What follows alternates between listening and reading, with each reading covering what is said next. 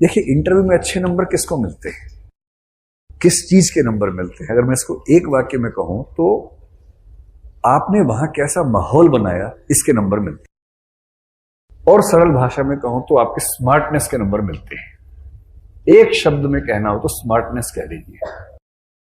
और स्मार्टनेस का मतलब वो नहीं होता जो आप में से कुछ लोग सोच रहे हैं अभी कि मैं तो बचपन से स्मार्ट दिखता हूं, वो वाला नहीं।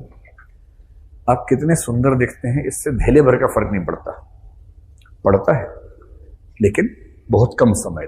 इंटरव्यू में क्या होता है आप सोच के देखिए। 65 साल की औसत उम्र के 5 लोग बैठे होते हैं। अब आप वहां गए, अगर आप बहुत सुंदर हैं तो भी उनको तो फर्क नहीं पड़ेगा, है ना। जिनको फर्क पड़ सकता है वो बाहर छूट गए, वो तो अंदर आए नहीं। 65 साल के व्यक्ति को किसी बहुत सुंदर बच्चे को देख के एक ही भाव आता है कि मेरी बहू बन सकती है क्या, या मेरा दामाद बन सकता है क्या, यही भाव आएगा। उससे ज्यादा क्या भाव आ जाएगा? तो आपकी सुंदरता तो 2, 4, 5 सेकंड के बाद असर नहीं डालेगी। और यदि आप सुंदर हैं पर ठीक से बात नहीं रखते हैं तो और गुस्सा हो रहेगा कि बताओ, मुंह तो वैसा दिया भगवान ने, लेकिन दिमाग एकदम नहीं है। तब ये भाव आने लगता है और गुस्सा आ जाता है। तो पहली बात ध्यान रखिए कि आपकी सुंदरता काम नहीं आने वाली, उसको मन से निकाल दीजिए। वो काम केवल तब आएगी जब आपके उत्तर बहुत अच्छे होंगे, तो थोड़ी हेल्प कर देगी, लेकिन अपने आप में वो काम नहीं आने वाली। तो क्या काम आएगा?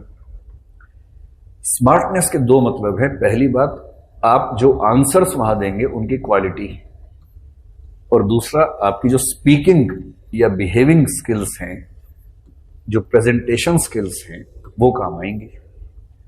अगर आप बहुत स्मार्ट तरीके से बातचीत करना जानते हैं दूसरों के साथ, संकोच नहीं करते बिना बात के, बहुत झिझकते नहीं है हर बात पे।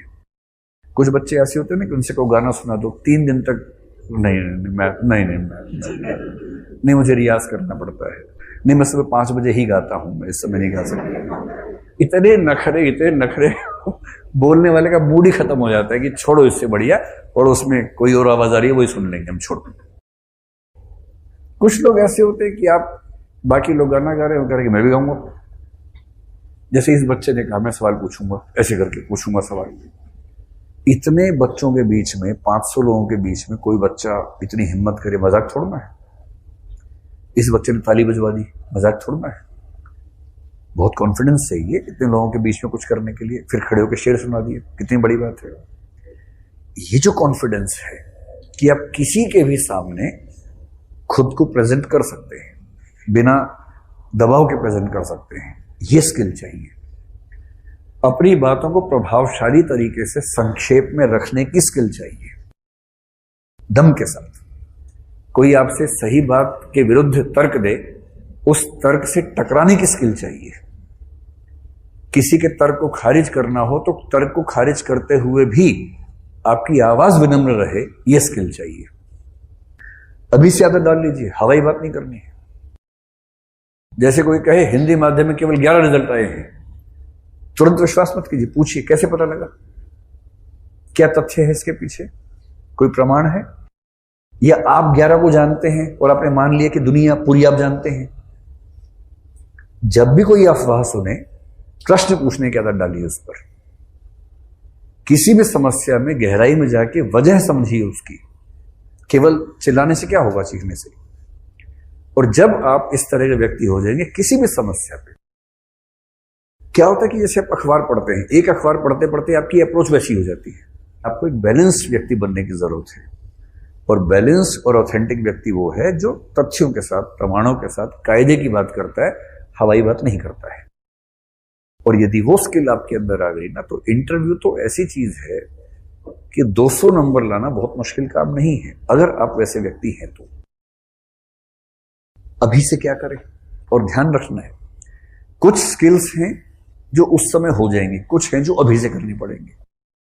और इंटरव्यू की दिक्कत यह है कि जो पर्सनैलिटी का टेस्ट है, आप पर्सनैलिटी को 7 दिन में कैसे इंप्रूव कर लेंगे भाई? जो पर्सनैलिटी बनने में 25 साल लग गए, 22 साल लग गए, उसको 7 दिन में, 10 दिन में कैसे ठीक कर लेंगे? क्योंकि जब आप इथिक्स पढ़ेंगे, मेरा ही विषय है, उसमें एक चीज कहते हैं कि कुछ चीजें होती हैं समझने वाली, कॉग्निटिव लर्निंग, जैसे मैथमेटिक्स है, रीजनिंग है। समझ गए तो हो गया, आपको दशमलव समझ में आ गया। दशमलव जीना नहीं आपको कि मैं दशमलव जी रहा हूं, समझना था, समझ लिया, बात खत्म हो गई।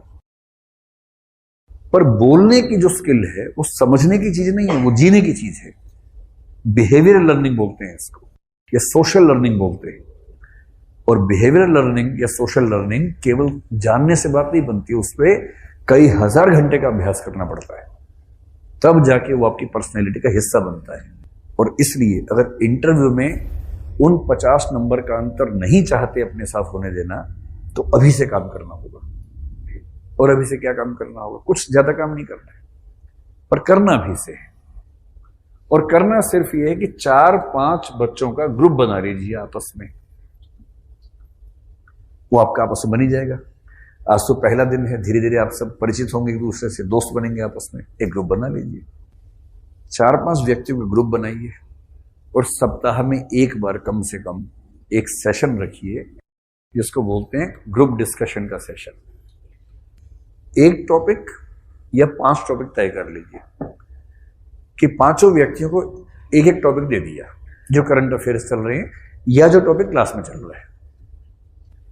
तो अब उसको 10 मिनट उस विषय पर बोलने को कहिए। 10 मिनट बोलना मजाक नहीं होता है।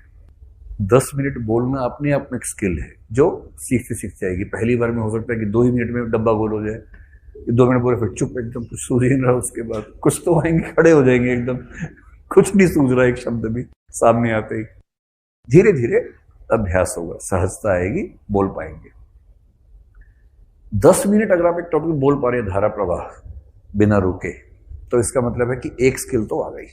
तो आप पाएंगे कि इंटरव्यू के समय आपके सामने संकट बहुत कम होगा, क्योंकि आप जैसी बोर्ड के सामने जाएंगे या मॉक पैनल के सामने हमारे सामने आएंगे, आपको बहुत घबराहट होगी नहीं। आप अभ्यस्त हैं उस चीज के लिए, आपको पता है कैसे बात करनी है, कितनी बात करनी है, कहाँ रुक जाना है, कितना मजाक कर सकते हैं, कितनी आवाज ऊंची रखनी है, सब पहले से पता है आपको। और ये अभ्यास उस समय शुरू करेंगे तो बात नहीं बनेगी। वो आपके साथ ना हो, इसका तरीका ये है कि अभी से उस पर काम करना ठीक से शुरू कर दीजिए, तो वो चीजें कम होंगी।